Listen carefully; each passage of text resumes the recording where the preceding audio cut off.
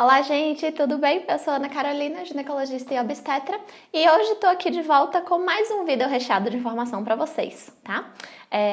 Primeiro, gostaria de convidar todo mundo para seguir o canal e ativar as notificações para ninguém perder nenhum vídeo, e também me seguir lá no Instagram, que é uma forma diferente de produzir conteúdo e compartilhar conhecimento com vocês. Espero todo mundo por lá. Mas vamos lá hoje falar um pouquinho sobre cesariana.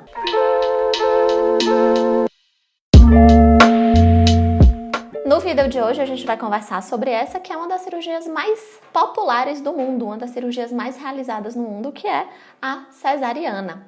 Entender um pouquinho quais são os riscos dessa cirurgia, por que o parto vaginal deveria ser a via preferencial para a maioria das mulheres e quando a cesariana é realmente indicada, e saber um pouquinho mais do histórico dessa cirurgia, né? A gente sabe que a cesárea foi introduzida na medicina, na obstetrícia, como uma forma de diminuir as altas taxas de mortalidade materna e fetal que a gente tinha antigamente. Quando eu falo antigamente, isso é questão de séculos atrás. Tá? Então, foi introduzida essa cirurgia para salvar vidas, né, para situações em que realmente ela fosse necessária, porém hoje em dia ela se popularizou até excessivamente, sendo a via de parto preferencial de muitas mulheres e até mesmo de muitos médicos. Para a gente ter uma ideia, no Brasil as taxas de cesariana chegam a beirar 55%. Essa é a segunda taxa de cesárea mais alta do mundo. Quando a gente leva em consideração apenas o sistema de saúde suplementar, ou seja, os planos de saúde e os atendimentos particulares, o parto cesariana ocorre em cerca de 86% das gestações.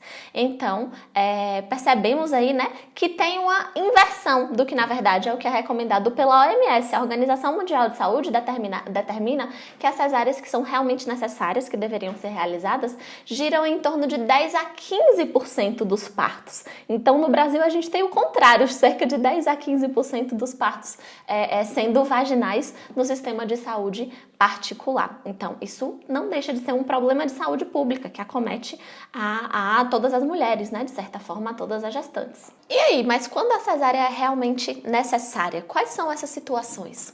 Essas situações são situações consideradas situações emergenciais. A maioria dessas situações a gente só identifica no momento do trabalho de parto. Então, a maioria das cesáreas vai ser indicada por alguma alteração na vitalidade fetal, quando o neném não tolera bem aquele trabalho de parto, apresentando desacelerações na frequência cardíaca, quando o coraçãozinho dele mostra que a gente não está conseguindo uma boa oxigenação desse neném ali dentro do útero, podendo ser necessário um nascimento mais rápido e uma via mais emergencial. Além dessa situação, que é a situação de sofrimento fetal, e que é uma das mais comuns, a gente tem também outras situações como, por exemplo, placenta prévia, que é quando a placenta está na frente da apresentação, ou seja, ela está na frente da cabecinha ou do bumbum do neném, a depender da posição do neném, né?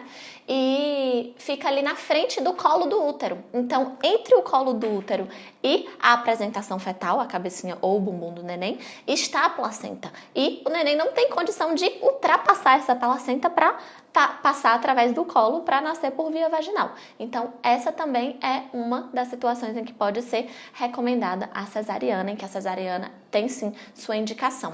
Outro caso em que pode ser necessária a cesariana é em casos de prolapso de cordão. O prolapso de cordão também é uma emergência e ele é diagnosticado quando percebe-se que antes da cabeça do neném, quando é realizado o toque, a gente percebe que antes da cabeça do neném está o cordão umbilical. Então, que esse cordão está descendo antes da cabeça. Dessa forma, a mesma coisa vai ocorrer. O neném não tem como pressionar esse cordão sem impedir o fluxo sanguíneo que chega até ele, sem atrapalhar esse fluxo. Então, dessa forma, não é seguro insistir em um parto vaginal quando a gente tem um prolapso de cordão devido à interrupção desse fluxo sanguíneo que precisa estar passando através do cordão umbilical. Outra situação também emergencial é a ruptura uterina, quando o útero rompe mesmo, tá? E o neném fica solto na cavidade abdominal, precisa ser realizada uma cesárea de emergência e rapidamente. Ainda descrevendo situações emergenciais, quando a gente tem um descolamento de placenta, ou seja, quando a placenta se solta do útero, que é onde ela está recebendo ali os nutrientes, o fluxo sanguíneo, isso representa um grande risco para o neném e precisa ser feito o parto através da via mais rápida, que geralmente acaba sendo a cesariana. Porém, se o bebê estiver muito pertinho de nascer, vale a pena investir num parto vaginal. Mas na maioria das situações, o descolamento prematuro de placenta, ele é também uma indicação de cesariana. Durante o trabalho de parto, também podem ser identificadas desproporções entre o tamanho ou a posição daquele neném durante o trabalho de parto, sendo necessária uma cesariana quando o parto vaginal não teve sucesso na sua progressão.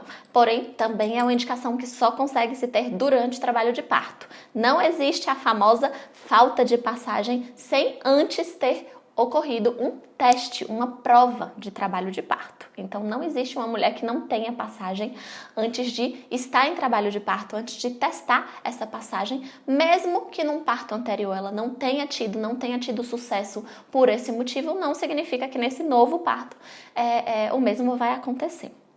A gente precisa estar muito atento também a algumas das indicações mais comuns de cesariana, que são as doenças crônicas, hipertensão, diabetes. É importante ressaltar que a maioria dessas situações, quando a gente tem situações controladas, então um bom controle da pressão durante a gestação, um bom controle glicêmico relacionado a diabetes, a gente pode sim pensar em um parto vaginal e inclusive o parto vaginal passa a ser a melhor opção para essa mãe, visto que, como eu vou falar para vocês em breve, os riscos que a cesariana, sendo uma cirurgia de médio porte, traz junto a si, são riscos que são ainda maiores quando você junta a eles outras doenças, como pressão alta e diabetes, que tornam esses riscos ainda maiores. Então, até mesmo essas cesáreas, por questões de doenças, de patologias crônicas ou desenvolvidas durante a gestação, devem ser cuidadosamente avaliadas no momento de se indicar uma cesariana, já que geralmente também só o descontrole, só a falta de segurança nessa assistência ao parto, seja porque o neném desenvolveu algum problema por conta dessas patologias, alguma alteração no Doppler, que é o fluxo sanguíneo que chega até o neném, e isso sim pode ser considerado alguma indicação de cesariana. Porém, as doenças por si só, bem controladas, geralmente vão indicar uma necessidade ainda maior de se priorizar o parto vaginal. Infelizmente, a popularização das cesarianas trouxe a falsa impressão de que esse é um procedimento seguro e sem riscos associados a ele.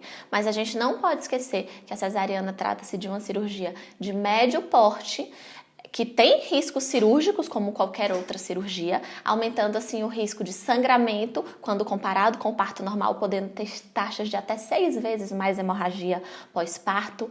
Trombose também é muito mais comum em pacientes que tiveram cesariana. Infecções também são mais comuns em pacientes que tiveram a cesariana. Além disso, pode ocorrer uma maior demora na descida do leite, porque os hormônios que são importantes para a produção do leite e para a descida do leite pela primeira vez, da produção do colostro, são estimulados, são liberados durante o trabalho de parto. Então, a cesariana, principalmente quando é uma cesariana eletiva, pode prejudicar essa amamentação, principalmente na sua fase inicial. Lembrando que muitas mulheres pensam na cirurgia para evitar o desconforto, as dores, que todo mundo sabe que são esperadas durante o trabalho de parto.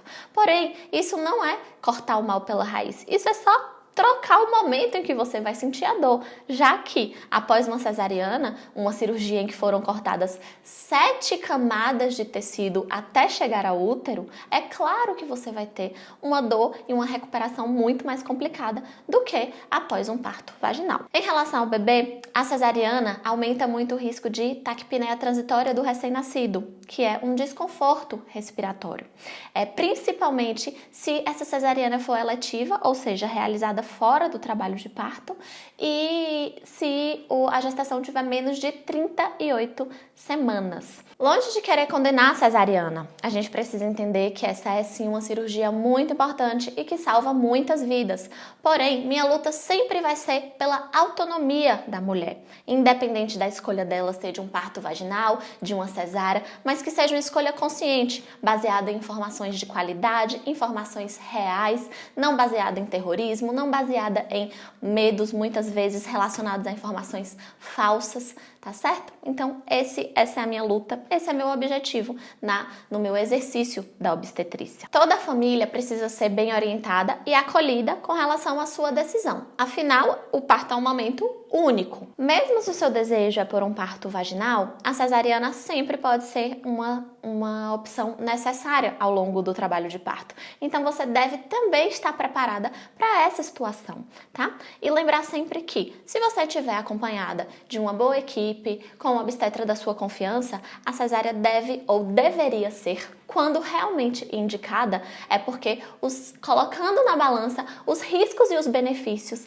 da cesárea, mesmo com todos esses riscos que eu já falei aqui, eles superam o risco em que a mulher está naquele momento ou a necessidade de que o parto ocorra de maneira mais rápida. Agora eu quero saber o que vocês acharam do vídeo. Deixa aqui pra mim seu comentário com sua experiência, como foi sua experiência se você já teve uma cesárea, sua opinião sobre tudo isso que eu falei, alguma dúvida que ainda tenha ficado sobre o tema.